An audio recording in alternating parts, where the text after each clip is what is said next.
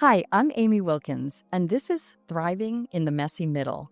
This podcast is where women leaders come to find clarity in the chaos, to reconnect with what matters most, and to learn to thrive even when things feel messy. In these episodes, I sit down with remarkable women leaders who share their wisdom, their stories, and those juicy lessons they learned along the way.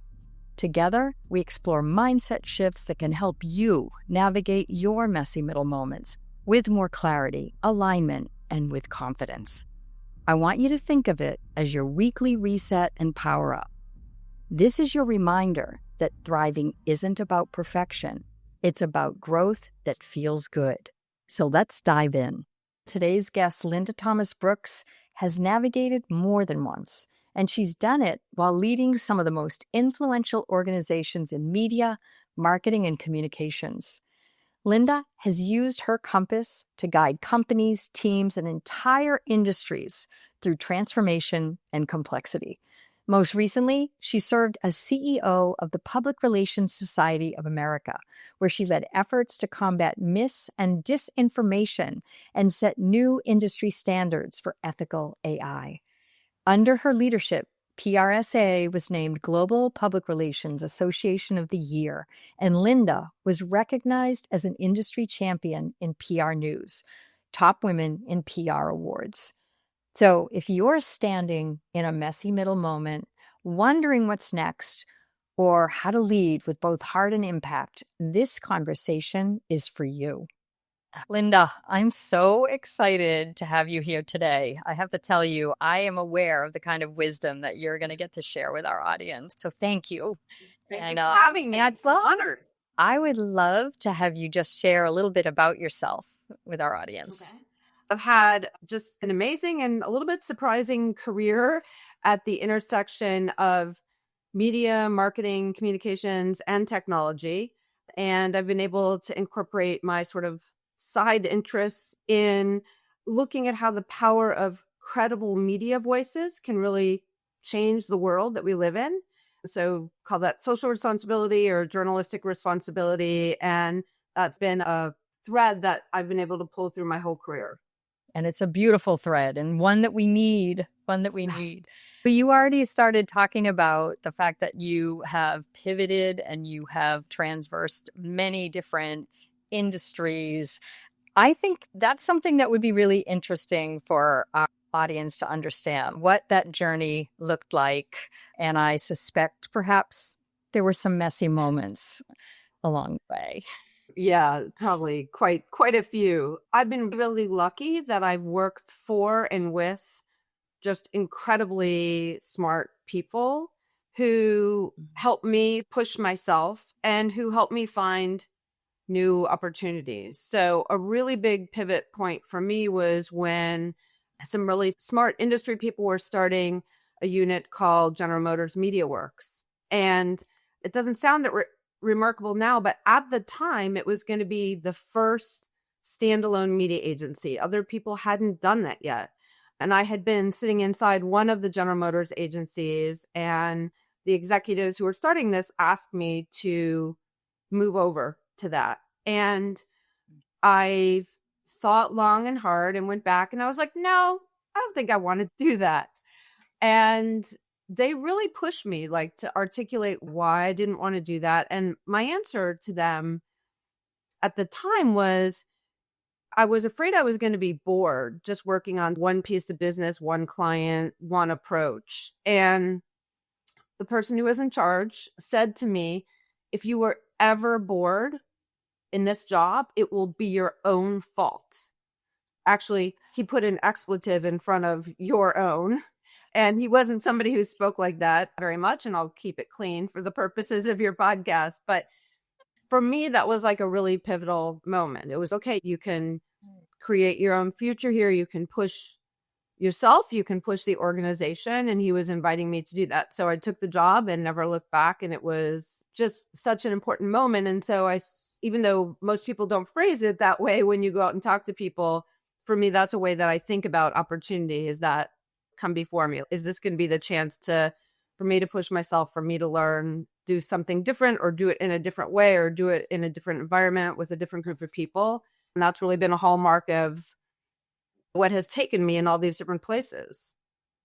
So good. Yeah. It's like opportunity to stretch, right? Yeah. Really try something new. Yeah. Is there anything that you learned about your own leadership style along the way? Yeah. I think probably like you, if you've been in a lot of different organizations, you've taken 100 of those different style tests and all the different personality tests. And I've been characterized a whole bunch of different ways. But one thing I learned about myself in that process, and really just in work process, which is both good and bad, has to do with more with learning style. So some people are very linear in their learning style. They go from A to B to C and they follow along. And I'm much more intuitive in my learning style. So I go A, B, C, J, because I get really bored with everything that's in between. And knowing that about myself is helpful because and I warn people that I work with that I do that, because sometimes it shows up as impatience, right? That I'm not listening as people are trying to walk through the very rigorous logic. And the other times is sometimes it can lead me to make assumptions that I shouldn't be making. So I also warn people who work for me, hey, this is how my mind works. But if you need to pull me back and be like, oh, no, you missed something because you skipped E and F and there's something really important in there. So it helps just like as an early warning signal to talk to people that I work with about that. Yeah. Something that I notice when I look at all of the things that you've been involved in and things that you care about is like this ethical approach to the world and the contribution that you are for that. And I would just love to hear a little bit about, when did you see, wow, I need to be in this space? I think it took a while, actually. And I think part of it is I grew up, that's just sort of part of the ethos of my family and the people that I spent time with. Another thing I can blame my parents for. And I was naive when I came into the work world and just thought, oh, everybody has that same sort of set of core values. And then you operate in the work world for a while and you realize, oh, no, that's not really the case. And so it forced me to think about, what are the things that are like fundamental core values? I'm never gonna bend on this thing. And what are the things that are just not as important? And then really know how and where to draw a line in the sand. And what I found over time is, with all the changes in the whole media ecosystem, some of those things that were important to me were getting left behind or just not getting the airtime that I thought they needed. So part of that was just my interest in bringing that back. And I think when you get people to think about why those things are important, people generally agree, but I think it just gets lost sometimes in the translation. So it's really just refocusing people on, what we want to, how we want to show up, what we want to bring to that, and the impact of the media world. Because for those of us who play in this every day, we call it advertising, marketing, whatever. But to everyone else out there, it's how they get every piece of information in their life. Right. So I think we do have a responsibility to the bigger issue, not just to placing an ad buy or putting a piece of creative up or amplifying one voice or another, but to think about the whole ecosystem. And what I'm finding is there's a lot of people making really interesting strides and paying attention to that and trying to bring that back. And I think that's really important. Yeah. So it's interesting. What I heard you just say is, I had to bring it back, right? There were people that had already left it behind. And so I'm curious what it was like for you to be leading that, staying in the front of that conversation, and when people had left it behind. Yeah, I think, and I want to say that I was like single-handedly the savior of the media world. I think what I was able to do is remind people, right, of why they cared. And I think a lot of them had that belief or had that ethos. When I was running the MPA, the Association for Magazine Media, one of the things we talked about, we always tried to boil it into one or two quick sentences, was the value of professionally researched, written, edited, produced, curated content. And that's what journalists and editors and designers and all those people do. But I think they just hadn't thought about it that succinctly. So it was just the repetitive value of just saying that all the time. That's what we stand for, is this kind of professional content. And then everybody picks that up. You just have to help them think about the most succinct way to explain it. Was that something that you literally sat down and mapped out your values, or was that something that emerged over time for you? That's a really interesting question, and I'm not sure I know the answer. I think for a long time was just there. I think it was actually pretty far along in my career where I had to try to encapsulate it or try to capture it or write it down. And I have done that. I've done that when I've made choices in my career, and I've done that in deciding to work on a project or not work on a project. But I think that's fairly recent. I think for a long time it was just, I don't know, a gut check, a physical, like you can almost feel it as a sort of a physical reaction. And I will say over the years, I have often talked myself out of the reaction. I've been like, no, I've like logicked myself. No, I think that's fine. Or I think that person is fine. And then later I'll be like, my body knew it. And I logicked myself into believing it was okay, but it was actually not okay. And in hindsight, I should have done the gut check and be like, ooh, no, that doesn't feel right. I'm curious too, because you're somebody that has mentored a lot of people. You've been recognized for that kind of contribution.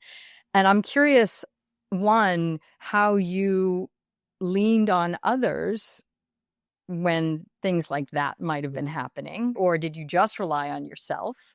And then also what mentoring just means to you. I've had the benefit of working with and for incredibly brilliant, smart people. Many of them were a complete pain in the neck to work for. And if they were sitting here in front of me, I would absolutely say that to their face, and they would smile and laugh and recognize that. What I mean by that is they push, like they help me question my logic or my decisions. Why are you recommending that? Why do you want to do it that way? Why not the other way? And they always made my thinking better and more concise. And I knew where their values were, and I knew that they were trying to help me be the best version of myself. But there were days that I was like, oh, come on. But that was I wouldn't be where I am today without those people. And some of them are still around. And even though several of my bosses have retired, I talk to them regularly. A couple of them are not around, and I really miss their presence and their loss. And if I can be that for somebody else, that's a good thing, right? If I can help ask the questions, get people to think through their logic, their process. So I'm channeling people who help me in the way that I help other people. When I was a kid, I played a lot of tennis. It was never like it's Wimbledon time. I was never on the circuit. I was never going pro, but I played in school. And what I learned is that I played better when I was playing really tough opponents, right? You just up your game. And if you go out with somebody who just like hitting the ball really easy peasy, like you might win, right? And when I was like in high school and I would come home from my matches and my dad would say, how did you play? He never said, did you win? He said, how did you play? And if I said, oh, I won 6-1, 6-1, he'd be like, but how did you play? And so I just learned that if you're like, some people are like, that person keeps challenging me. I'm like, you're not going to grow if that person doesn't challenge you, right? You want to be around people who up your game. When you play tough opponents or you play in a room with tough people, your game gets better. So is that the kind of advice that you give to rising leaders? Yeah, 100%. Yeah. Surround yourself with really smart, nice people. And the other thing I say, and I'm on some boards at Ohio State. I work with a lot of college students too.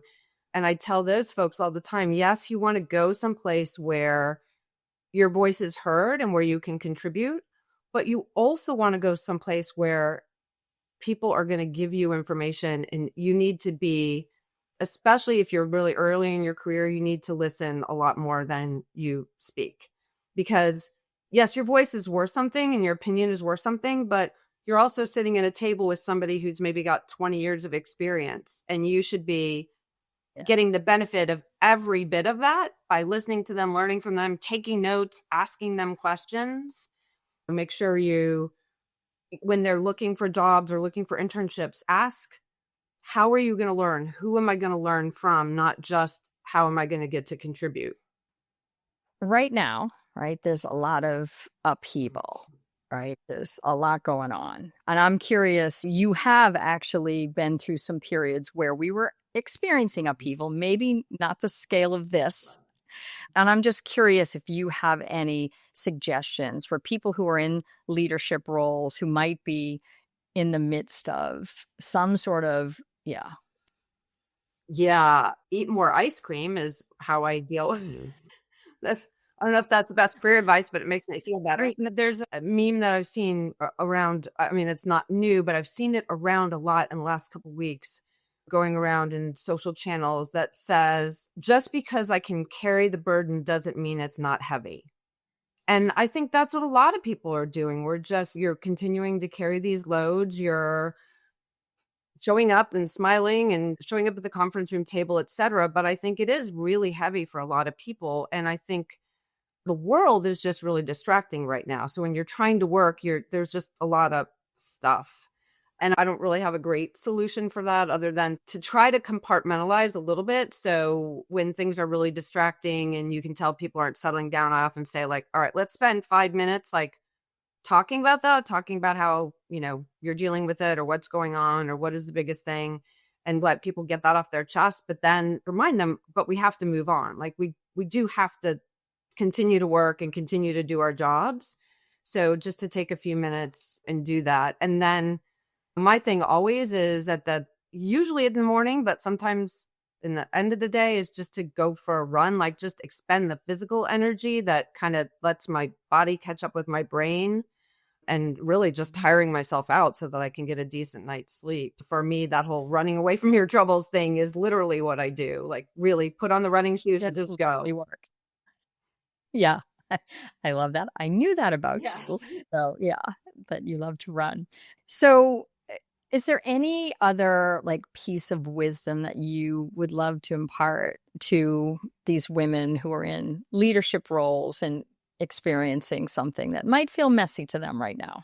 Yeah. There's a sort of framework that I use a lot, and I didn't invent it. It was created by some social scientists many years ago, and a lot of people have worked on it or added to it over time, but it's just 3 really simple steps when like your mind is swirling to come up with what, so what, now what. So like, what is happening? What is the simplest definition of this thing that is in your head?